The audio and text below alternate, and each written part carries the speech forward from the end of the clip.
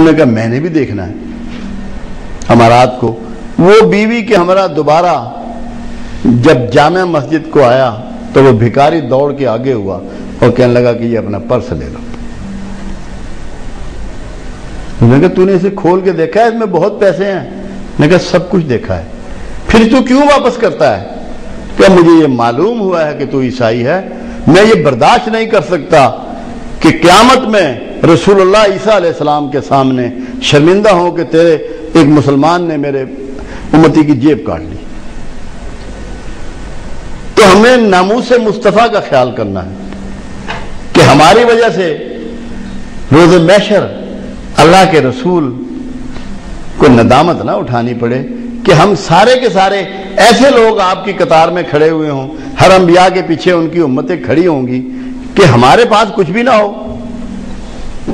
کوئی علم نہ ہو، کوئی فہم نہ ہو، کوئی نیکی نہ ہو، کوئی اچھے اعمال نہ ہو، خالی ہاتھ کھڑے ہوں بلکہ چوری چکاری ہو. تو ہمیں ناموس مصطفیٰ کا خیال کرنا ہوگا کہ ہم اپنا رویہ خاص کر جہاں غیر مسلموں سے واسطہ پڑے بہت زیادہ بڑھ چڑھ کے ہو، اور آپ کو اپنا تعارف نہ کرانا پڑے کہ میں مسلمان ہوں. آپ کے رویے کا حسن یہ ثابت کر دے کہ یہ مسلمان ہے. اگر آپ کو رسول اللہ صلی اللہ علیہ وسلم سے محبت ہے، انسیت ہے، ان کی ناموس سے دلچسپی ہے، ان کے معاملات کی پیروی کرنا چاہتے ہیں، سب سے بڑی بات، یہ بڑی امپورٹنٹ بات ہے جو میں کرنے لگا ہوں. 63 سالہ عمر ظاہراً آپ نے پائی جو معاشرے میں آپ کی گزری. 63 سال میں ایک بھی جملہ میرے آقا کا لفظ میں سے نہیں ہے. یہ میں نے کیا ہے، یہ میں نے کہا ہے، یہ میں کر سکتا ہوں، یہ میں کروں گا. ایک جملہ 63 سال میں میں کا نہیں ہے.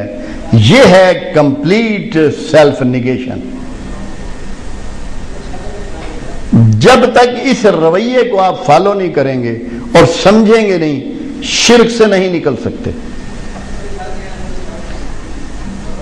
جو اصل شرک میں ہم پھنسے ہوئے ہیں، پورا معاشرہ پھنسا ہوا ہے، وہ ہماری ذاتی خواہشات ہیں.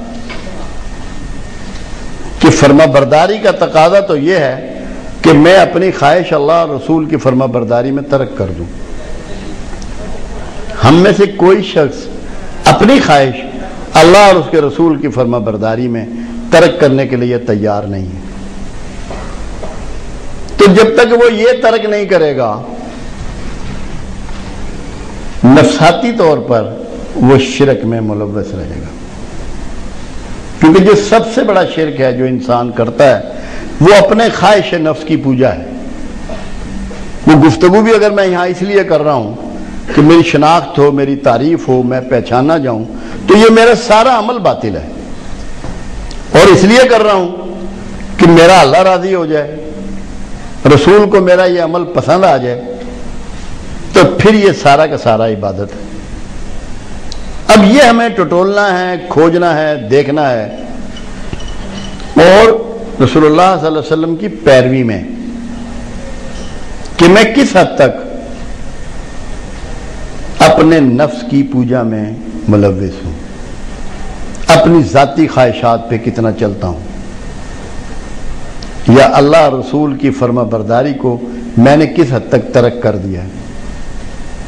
تو اگر ہمیں رسول اللہ سے قریب ہونا ہے، ان کی باتوں کو سمجھنا ہے، سیکھنا ہے. خود سرکار کا فرمان مبارک ہے کہ وہ شخص جس میں رائی کے دانے برابر بھی کبر ہوگا اس کو جنت کی ہوا بھی نہ لگے گی. اب آپ سوچیں کہ ہم کس حال میں زندہ ہیں، کس حال میں جی رہے ہیں اور کیا کر رہے ہیں. سب سے پہلے تو ہم نسب کے کبر میں مبتلا ہیں. میں سید ہوں، میں راجہ ہوں، میں آوان ہوں، میں چودھری ہوں، میں جاٹ ہوں، میں مرزا ہوں. میں عرب ہوں، میں پاکستانی ہوں، میں فلاں ہوں، ہم نسب کے عذاب میں گرفتار ہیں، تو کیا ہمیں جنت کی ہوا لگے گی؟ کیا یہ کبر ایسا نہیں ہے جس میں ہم ملوث ہوں؟ پھر میں علم کے کبر میں مبتلا ہوں کہ میں اتنا پڑھا ہوا ہوں، میری اتنی کتابیں ہیں، میرے اتنے لیکچر ہیں، دنیا مجھے جانتی ہے۔ نیکی کے کبر میں مبتلا ہیں، میری نمازیں پوری ہیں، میرے روزے پورے ہیں، میں نے حج و عمرے بہت کیے ہیں، زکوٰۃ پوری ادا کرتا ہوں، نیکی کے ادارے قائم کیے ہوئے ہیں، تو پیروی رسول میں، محبت رسول میں ہمیں ہر حال میں، ہر قیمت پر کبر کو ترک کرنا ہوگا، ورنہ جنت کی ہوا بھی نہ لگے گی۔ یہ سب ہمیں کرنا ہوگا رسول اللہ صلی اللہ علیہ وسلم کی پیروی میں۔ پھر آپ دیکھیں کہ اللہ خود فرماتا ہے محمد جو دیں لے لو اور جس سے روکیں اس سے رک جاؤ۔ تو آپ سوچیں کبھی کوئی ایسی چیز ہو سکتی ہے کہ آپ کے لیے فائدے کا باعث ہو، اطمینان کا باعث ہو، آپ کے لیے سود مند ہو، اور اللہ کے رسول اس سے روک دیں؟ کیا یہ ممکن ہے؟ کیا اللہ کے رسول کا یہ رویہ ہو سکتا ہے اپنی امت کے لیے؟ یقیناً نہیں ہو سکتا۔ وہ تو آپ کے خیر خواہ ہیں، پروردگار عالم نے اسی لیے انہیں رؤوف الرحیم کہہ دیا اور حریص تک کہا ہے کہ آپ کے لیے، آپ کی بہتری کے لیے، آپ کی فلاح کے لیے اللہ کے رسول کو پروردگار عالم نے حریص تک کہا ہے کہ آپ کی بہتری اور فلاح کے لیے یہ حریص ہے۔ اتنی محبت ہے انہیں آپ سے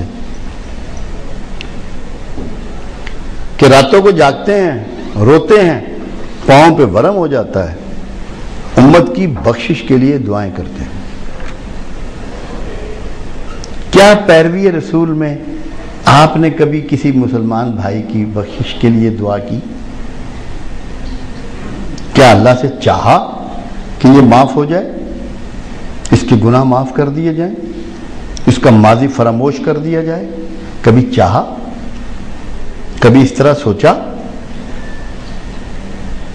یہ سب تب ہوگا جب آپ رسول اللہ صلی اللہ علیہ وسلم کو اسٹڈی کریں گے، قریب سے دیکھیں گے، صرف تاریخ پڑھنے کے لیے نہیں دیکھیں گے، تعریفیں کرنے کے لیے نہیں دیکھیں گے، اپنانے کے لیے دیکھیں گے، سیکھنے کے لیے دیکھیں گے، فالو کرنے کے لیے دیکھیں گے۔